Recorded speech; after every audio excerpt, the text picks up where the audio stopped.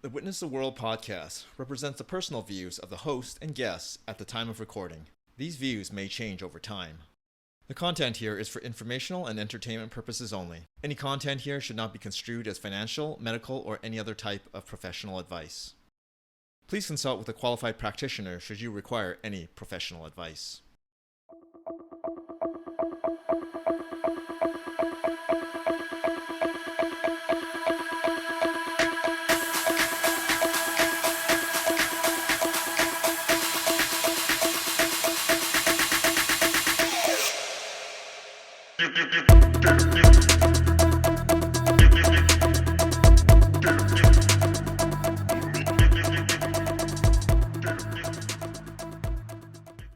Good day, everyone.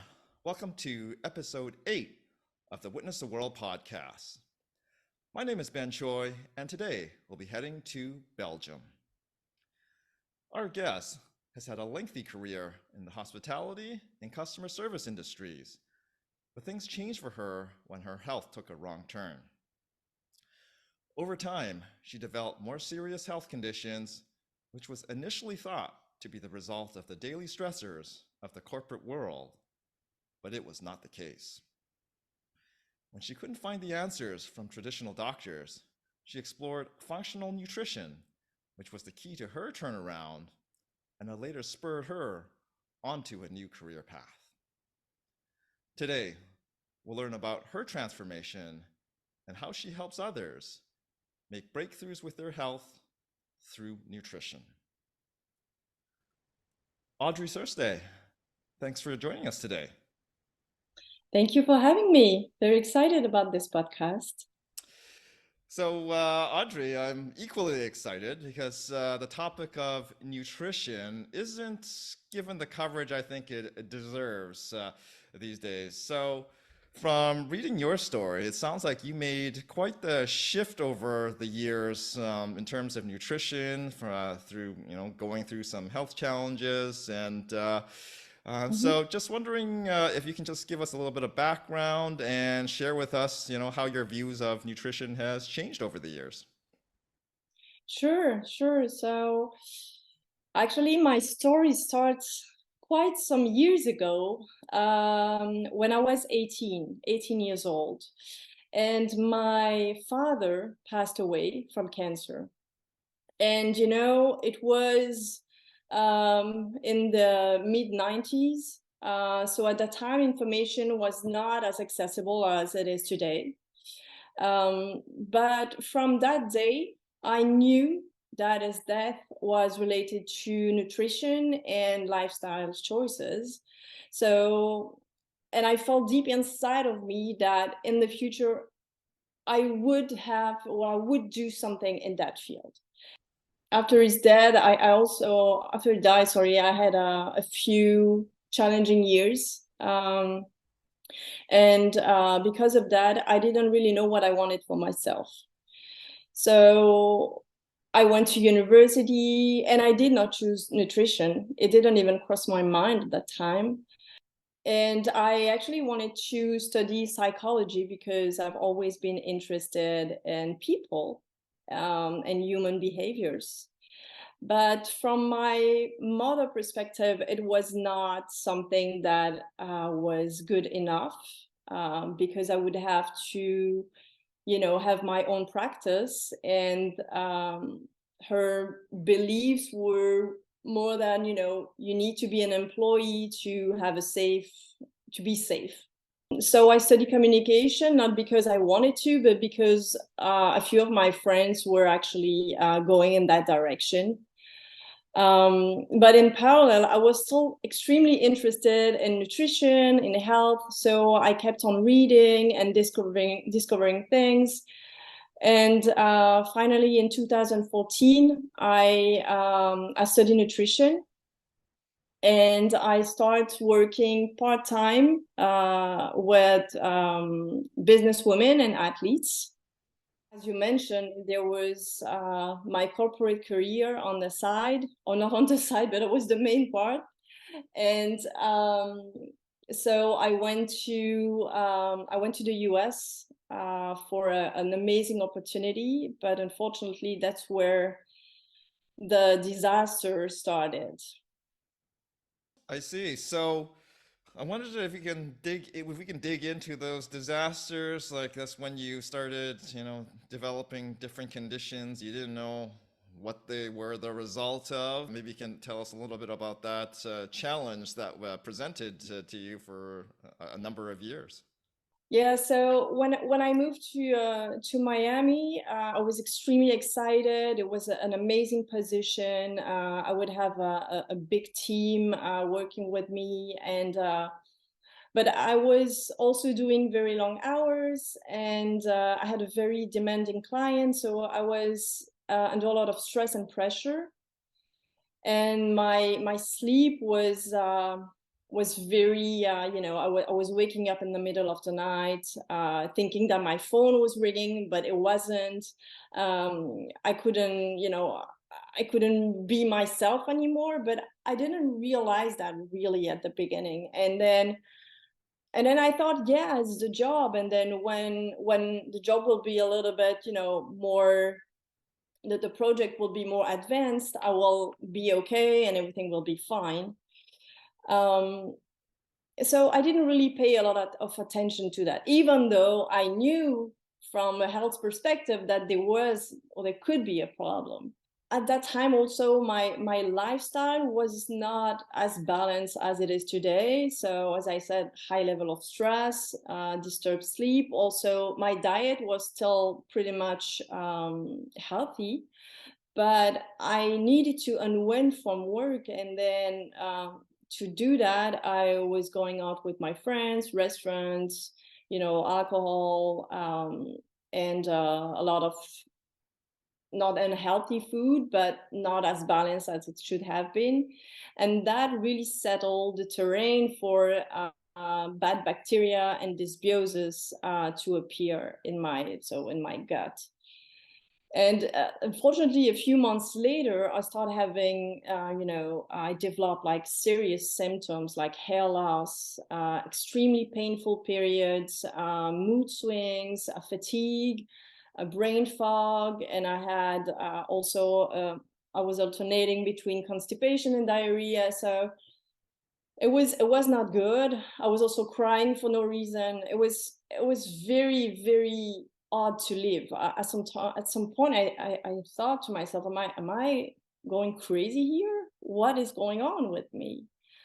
And then I literally burned out, and I quit my job.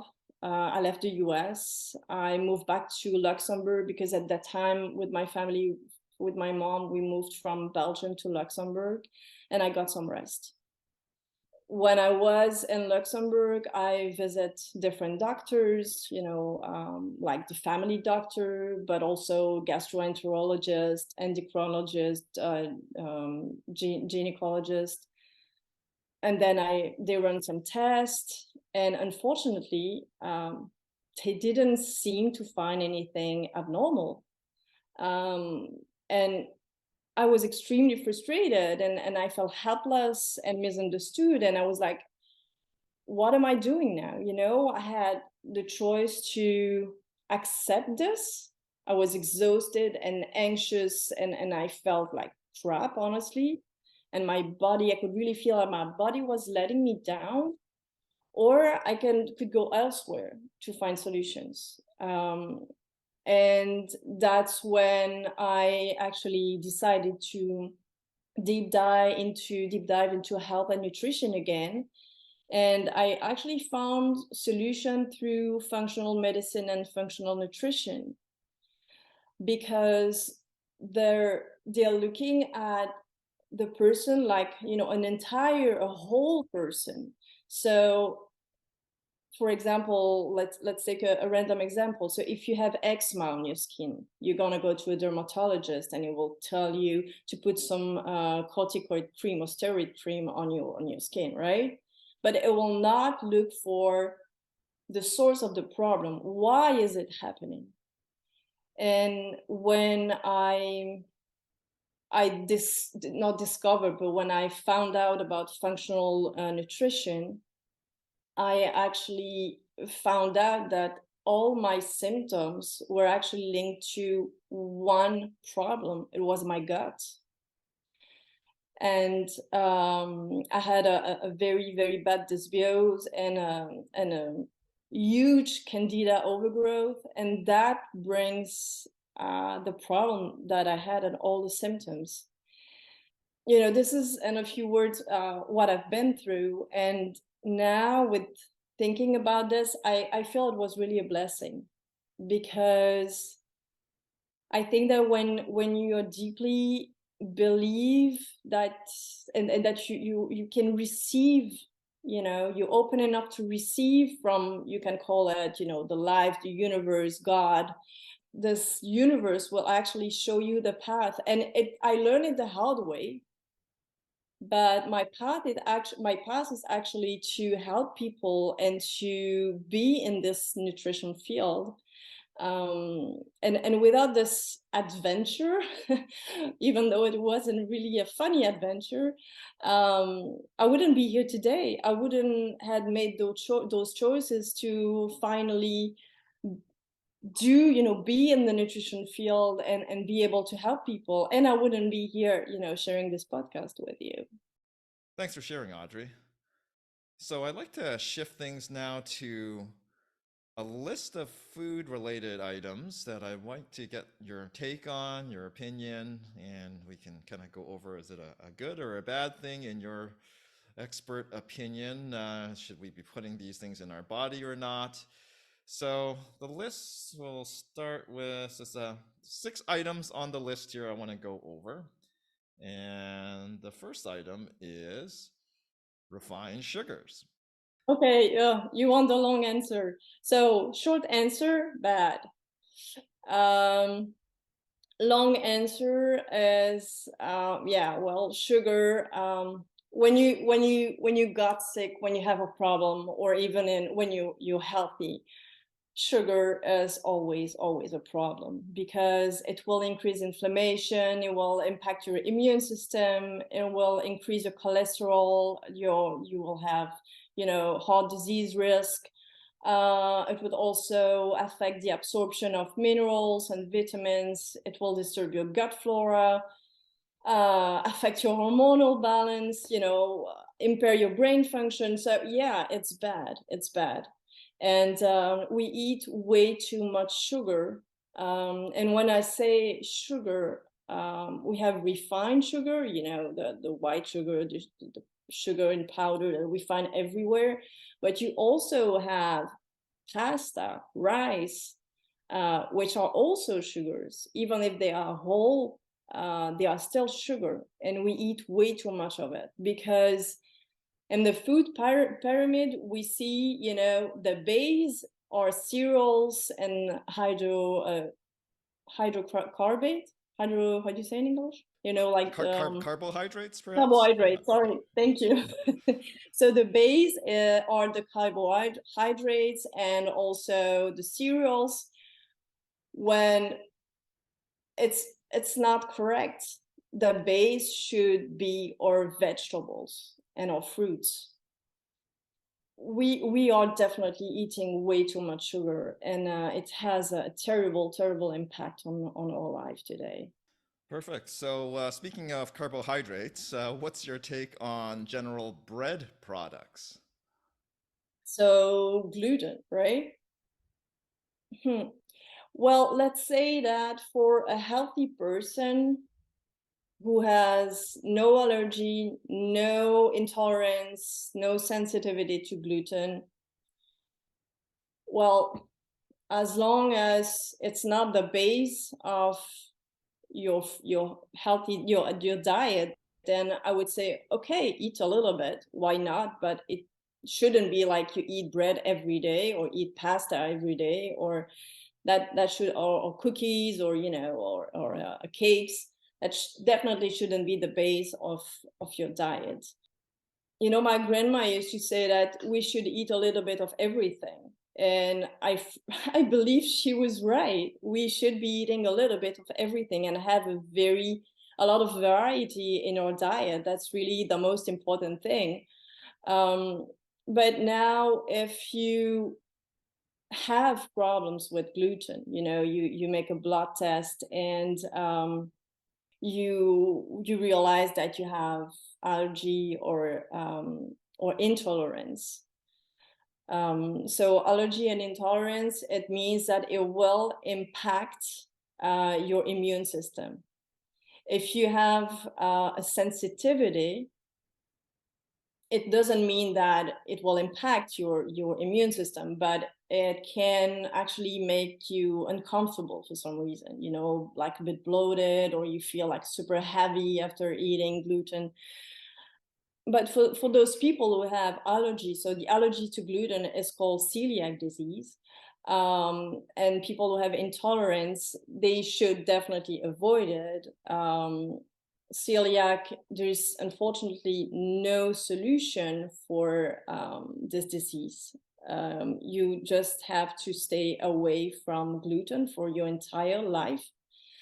And for people with intolerance, then they would need to repair their gut as much as they can.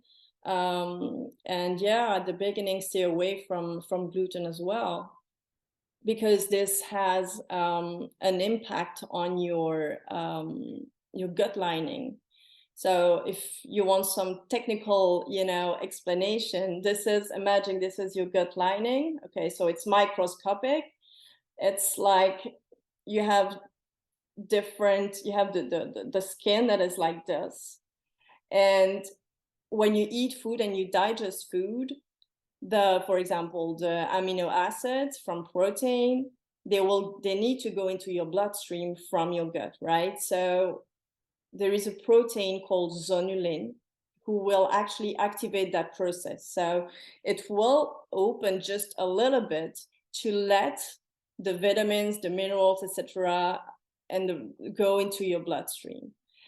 But with people with an impaired gut lining, the zonulin, the production of zonulin is too important. So instead of just opening a little bit, it will open even more, allowing non-digested food to go into your bloodstream. And that's how inflammation starts, because your immune system sees undigested food in your bloodstream, and they're like, what is this? I don't know this. I don't know. This is like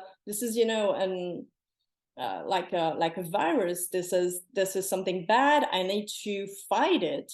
So your immune system starts fighting this food that shouldn't be in your bloodstream, and this is how problem starts, and we see a lot of those allergies starting. Yeah.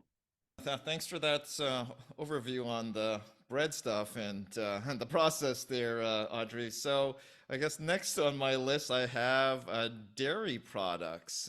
Wondering, is that good, bad, or kind of a neutral type food in your mind? Dairy can also be a problem when it comes to the gut lining and what we call the leaky gut.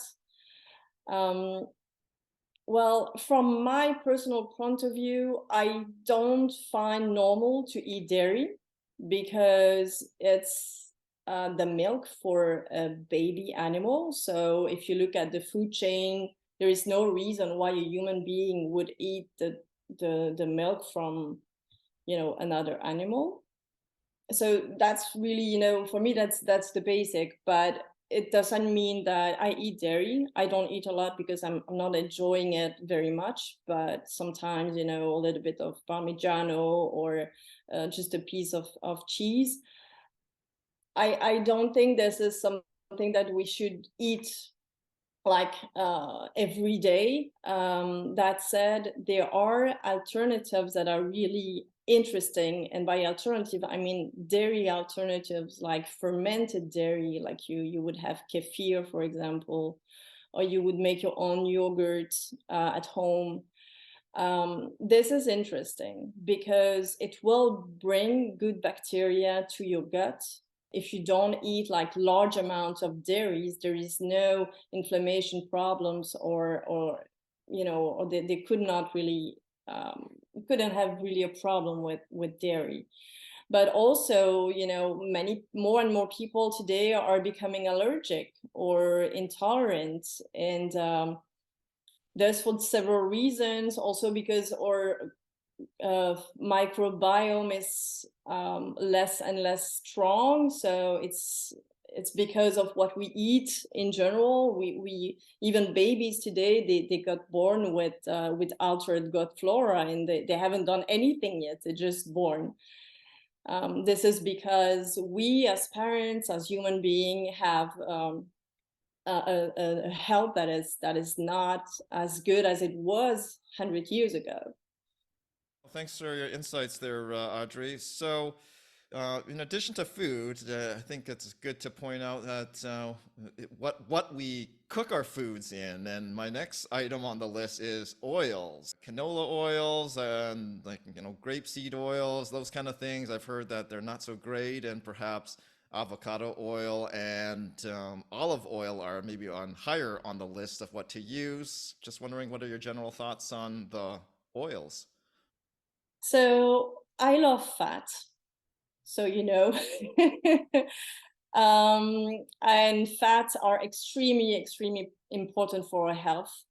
And this is, I think, one of the most important food group, um, along with vegetables. And yeah, you're right. There are a lot of refined oils like sunflower, safflower, peanut oil, corn, those cooking oils, or even rapeseed, and you have also grapeseed. And this is really not good at all. We shouldn't be eating them. It's something that we have created thinking that it could be a great option, but it's not. Today we can really see that it has an impact on the body, and it creates a lot of inflammation in the body. For cooking, my favorite would be ghee or lard or meat fat or even coconut oil, and to be used, let's say, on salads, and also when your meal is cooked and it's on your plate already. It would be avocado oil, flaxseed, hemp, also of course olive oil. It's one of the best one. But what I really recommend is to not to use every day the same thing or the same oil, is to change and to make sure that you have different kind of oils, because some of them have more omega-3, omega-6, omega-9, and then you want to make sure that you have a variety on the oils and the fat that you use.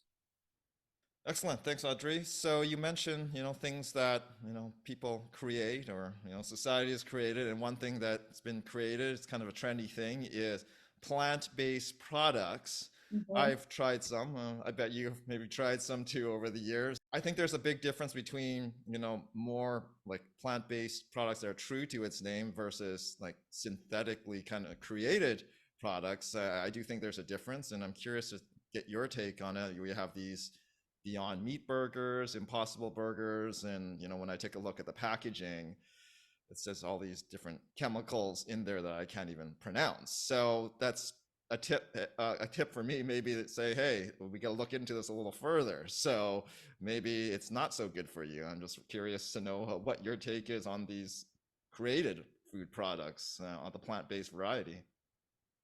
Well, the short answer would be that I don't think it's a good idea to eat those foods. Um, as you mentioned, it's highly processed, transformed. There are ingredients that you don't even know what that is. If you don't know what it is, don't put it in your body, because your body won't know what to do with it. The body is able to transform uh, the nutrient, the food, like you find it in the nature. So it's meat, vegetables, fruits, the oils, the nuts and seeds. Your body is not able to process, like pesticides or additives. It's something that the body cannot process, so it's definitely not healthy. Um, and in general, I think that we should eat what we find in the nature, or as close as it is from nature. So anything that comes into a package or a box is processed, and that should not be what we eat on a daily basis. Excellent. Yeah, thanks for covering that one, Audrey. And then last on my list is organic versus non-organic foods. Is there a huge difference? I'm sure you had this question asked before, so just curious to wrap things up here for the items on my list here. Like, what are your thoughts on that? Well, I will go for organic. As I said, you should eat the food as you find it in nature, and I would go for organic because the non-organic food, what we call the standard food, is actually not healthy. There's plenty of pesticides on this, and you will eat this, and then you will alter your gut bacteria, you will alter your health in general. We see today in different medical research that there is a link between cancer and pesticides. So I would stay away as much as I can, eat local whenever it's possible, organic. And yeah, I really, I really feel, sometimes I think it's kind of stupid. What we did is we actually create a label to say that a food is organic, while it should be the opposite. Normal food are the one that you will grow in your backyard. I mean, if you have one. And it's not the one that is full of pesticides. Yeah, thanks for that, Audrey. So, one follow-up question on the organic versus non-organic question.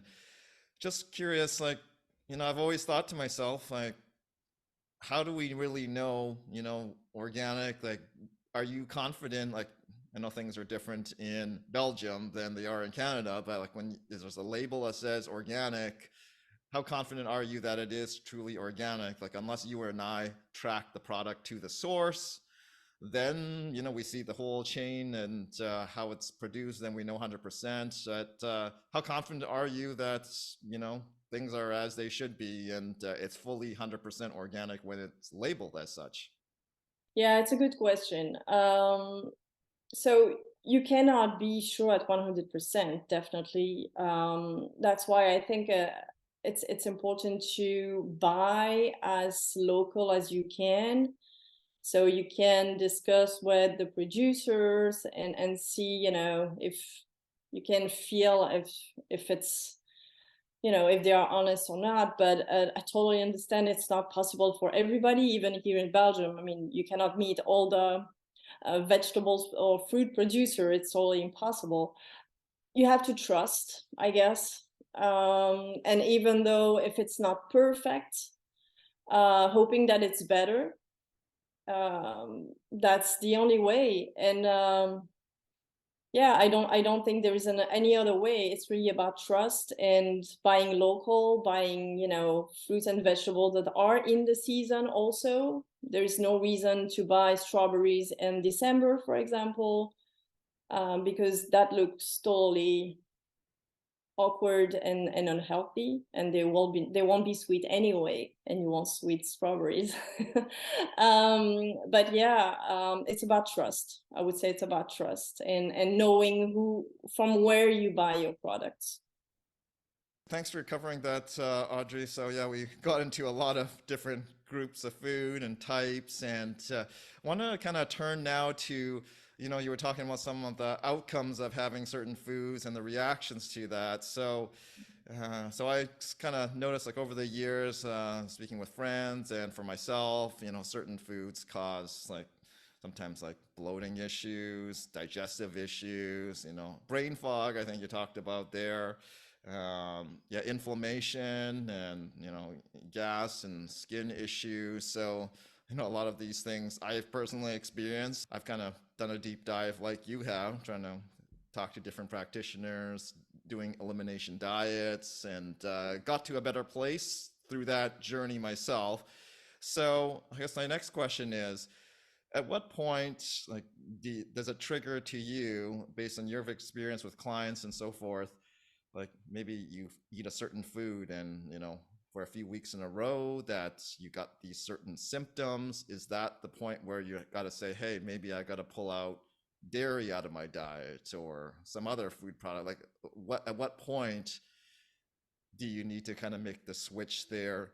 Is it like after a couple of weeks? I just wonder if you can share a little bit about that, and then maybe what are your thoughts on the elimination diet as well to do a little bit of an experiment with yourself to find a better level of health.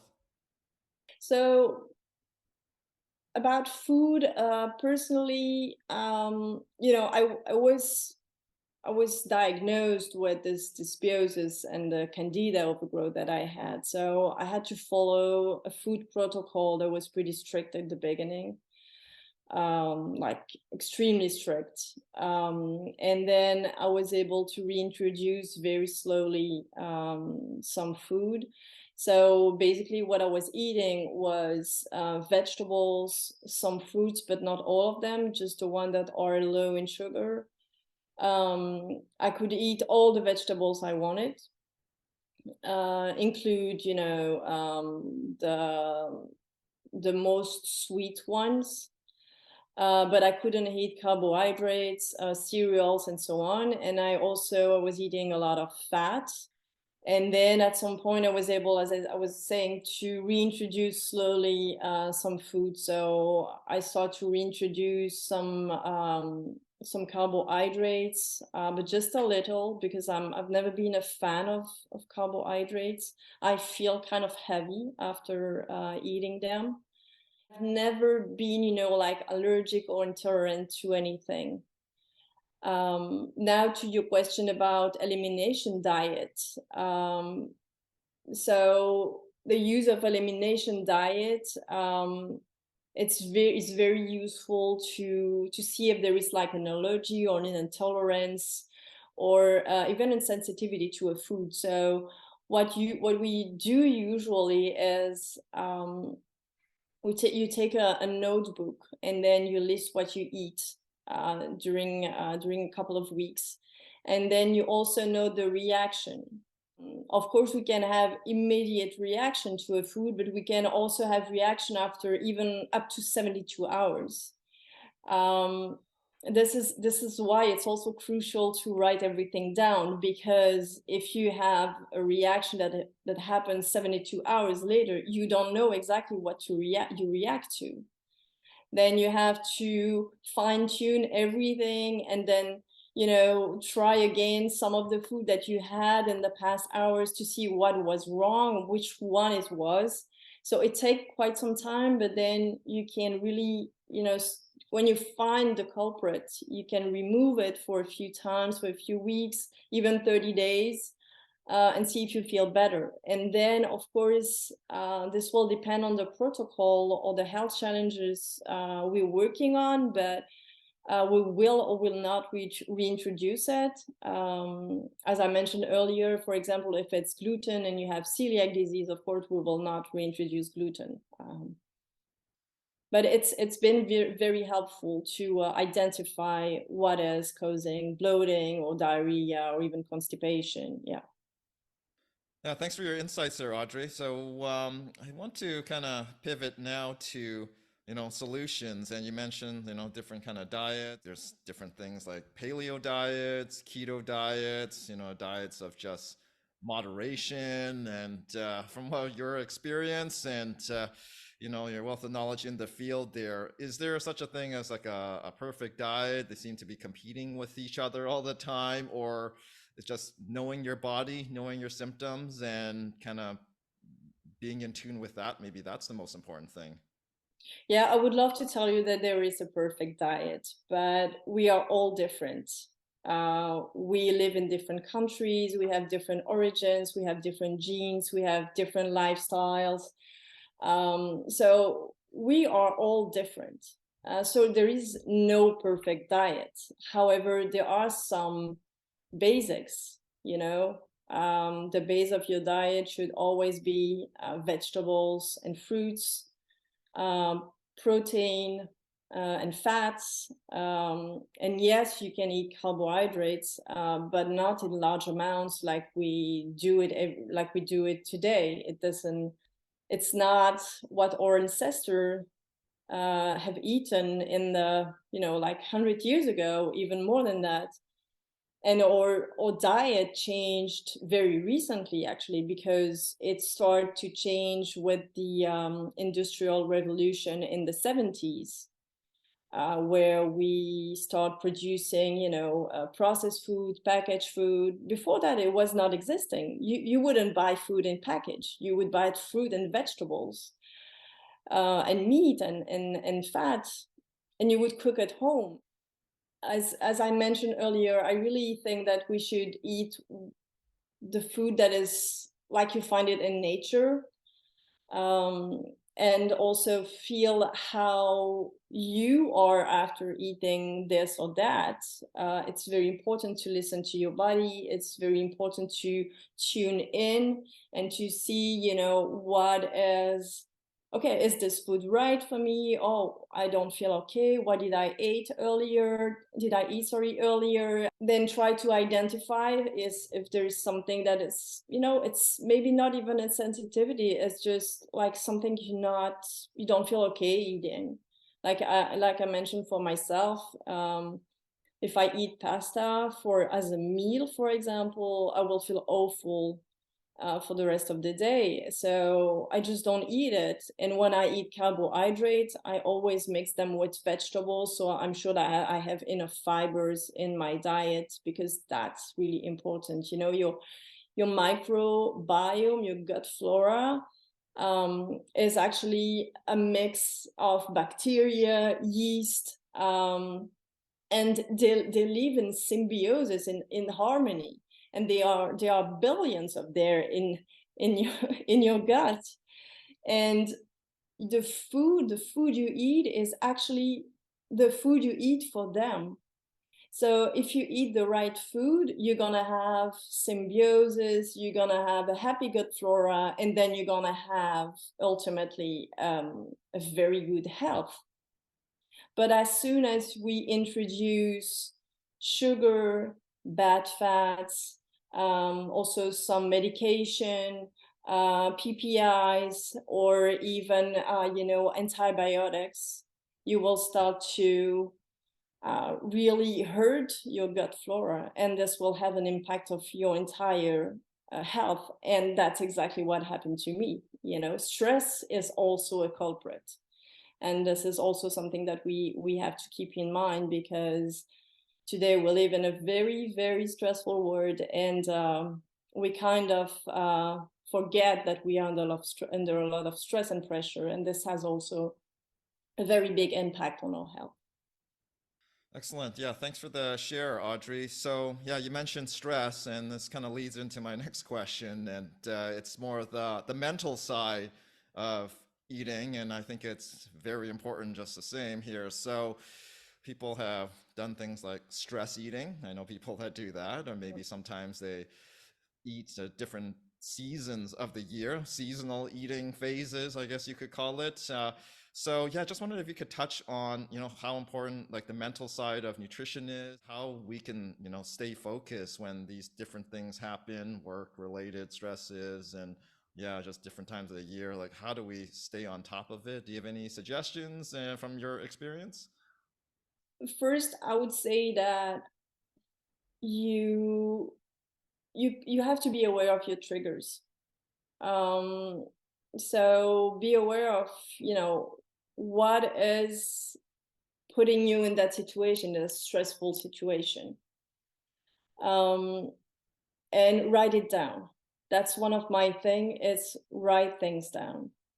Because it would be like a journal, you would write down how you feel, why you feel this way, and instead of keeping everything in your mind and then thinking about it over and over again, you would put it in a journal, and so it will actually release a little bit of stress from your brain. Also, work on, on your anxiety and on your stress with different techniques, like we heard a lot about, like yoga, meditation, or simply, enjoying nature. I know it sounds like we heard it like millions of times, but it's really helping. And you have to find the thing that you like. I mean, not everybody has to do yoga because everybody's doing yoga today. No, find what you like and what helps you. For some people, it would be, like exercising or boxing. But it will release the stress, and it will ultimately release the connection that we make between stress and food, because at some point it's really like a vicious cycle. You eat to compensate something, and then from a gut perspective, um, this is kind of, I'm stressed, I eat, becomes a habit. Like everything in life is a habit, is something that you, like a reflex. Okay, I has this happened, this is what I do in reaction to what is happening. For the gut now, for the gut perspective, we have to understand that those bacteria are actually talking to our brain. So when your stress, your trigger, your stress even happens, then the gut bacteria send a message to the brain: hey, I want chocolate, or I want junk food, or I want burgers. And this is why I was saying be aware of your triggers, because when your gut bacteria start talking to your brain, you need to be able to say, okay, we're taking a break here, and I will, put these things in place, like be aware, like work on your your stress with meditation, yoga, be mindful. And I understand it's hard to be mindful when you have different stressors around you, and you feel that everything around you is pushing you to be even more nervous and anxious. Sometimes life is hard, and you don't even know where to start to actually be able to say stop, because it's overwhelming. And also, I would say the last thing that I would recommend is to find, whenever it's possible, healthier alternatives to what you give to your brain and your gut when you feel stressed or anxious. Maybe something that your body is not expecting. So instead of, I don't know, a burger, try a piece of chicken. At least it's healthier. It's not perfect, but it's healthier. And cut back on sugar little by little, because sugar is a big problem when it comes to stress and inflammation. Thanks for sharing that, Audrey. So, yeah, you covered a lot there, and I think this is really great information. And speaking of information, I've read some literature, over the years about, your body kind of goes through some kind of a reset or a renewal over maybe 6, 7 years every so often. I'm just curious if you've read stuff like this. And to me, when I hear that, it's almost like, your nutrition and just what you do every day. Like, you got to be very mindful of, how your body is changing. It's not going to stay the same for your whole life, and this is a learning for me. So certain foods that might have been good, for a while, it's not good for the next phase of my life. And conversely, some foods that didn't work for me, sometimes they can be reintegrated in my body as things change. So yeah, just wondered if you had any thoughts on, yeah, as your body changes, like, think that does that naturally happen, and or it's just like it's an ongoing kind of thing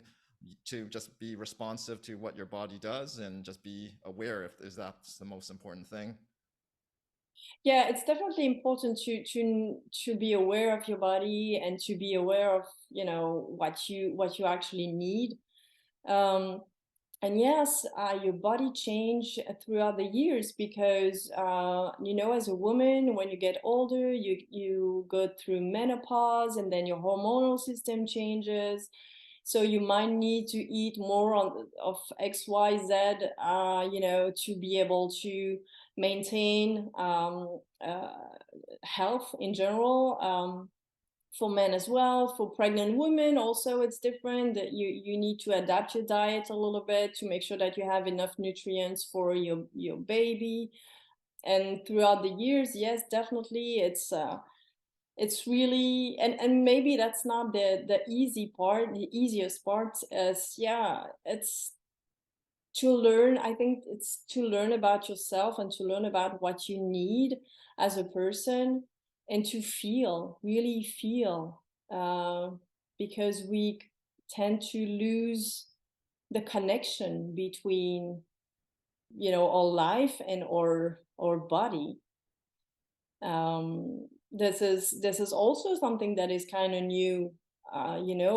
If you look at, people like 200 or 300 years ago, they were really like in touch with themselves. There was no technology, there was no internet, there was no iPhone, and they would be in connection with themselves, but also with the people in the same room, and they would share. The way they would share food and the way they would share information was so different from today, that I think, and I know I'm extrapolating from from your initial question, but I think this also impact our health at some point. Thanks for covering that, Audrey. So I want to now kind of jump into, speaking of sharing of information. So when, let's say if I was a new client of yours, I needed help. I'm just curious, like, what is your maybe three-step process? Maybe you just give it the first three main steps to, helping people through health issues, maybe it's gut issues. Just wondering if you can if we can explore your approach and just share a little bit about that. Yeah, sure.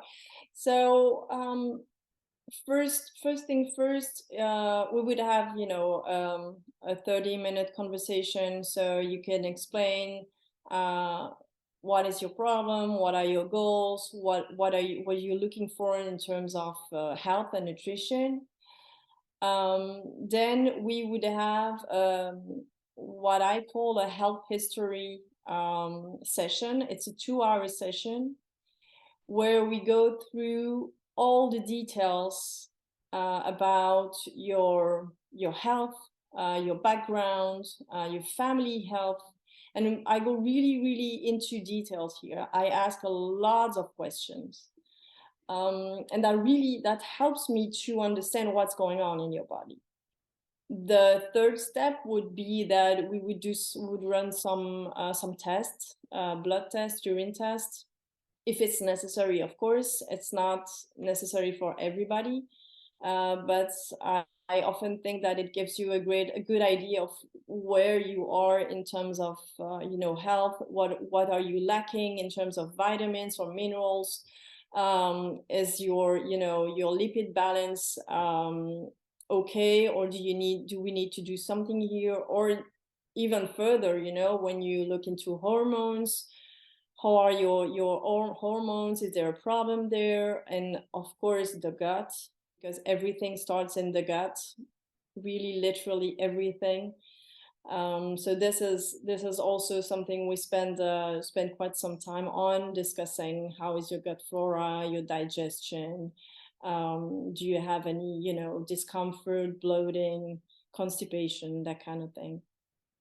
And from that point, then I establish a protocol, a food protocol, but not only food, because it's really like a 360 approach. So we work also on, environmental issues, toxins, stress, sleep disorders. It could be also, anxiety problems, which is really something different from stress. And we work on lifestyle changes, because that's what it is about. Thanks for sharing that overview, Audrey. I think those it's a great process that you got there. And so, in summary, I guess we covered a lot of information here. And for me, I think one of the biggest takeaways is you just gotta you got to know your body, and if your body is, doing certain things there, write things in a notebook, as you were saying, and monitor it. And if it's going on for a while, I think you need to kind of dive into that a little bit more, and with the help like a practitioner like yourself or others. That's my main takeaway. I just wondered if is there like other, maybe one or two other main takeaways people should leave this podcast with in your mind? Today, and that's something I read a few years ago, is that more than 75% of illnesses have a link with food. And I think it's a huge percentage. So imagine that if 75% of food can be your poison, imagine that the same amount or maybe even more can actually be your ally and heal you. And what always surprised me is that in medical school, doctors receive little or no knowledge about nutrition and food, while it's the number one fuel for your body. It's often when you go to the doctor, you don't receive any information about which food you should be eating, not eating. And I think it's a little bit sad, actually. And the other thing I wanted to mention is, the gut for me is like the most important part of the body, like I mentioned.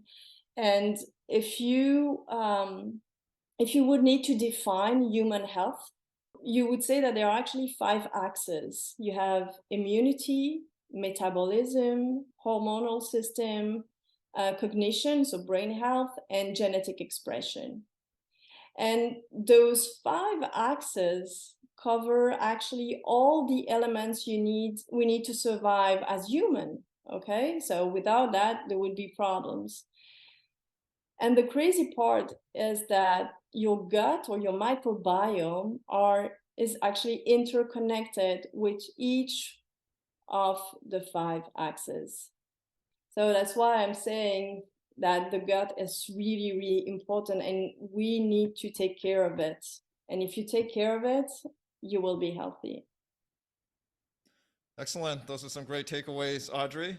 So, as we wind down this podcast, I always want to leave things off with asking my guests a 2-part question. So, here goes. What are you most grateful for, and what are you most looking forward to in the future? Well, I'm grateful for many things, like my family, my husband, my son. But I'm really grateful that I can share my knowledge with my patients. When you work with someone, it's about empathy and it's about trust.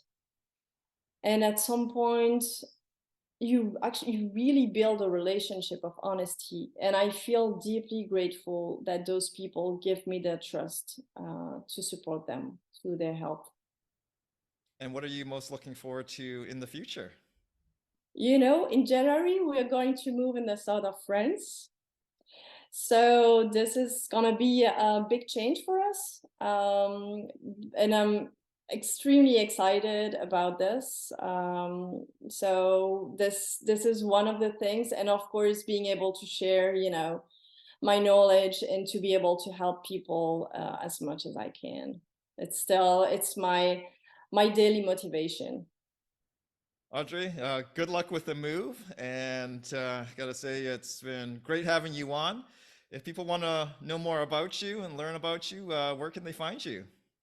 They can find me on Instagram at Blossom with Audrey. They can find me on Facebook, Blossom with Audrey, and they can send me an email, at audrey@blossomwithaudrey.com. So yeah, that's basically it. Thanks for sharing, Audrey. We'll be sure to add those to our show notes. So that's a wrap for episode 8. Thanks for joining us, and namaste, everyone.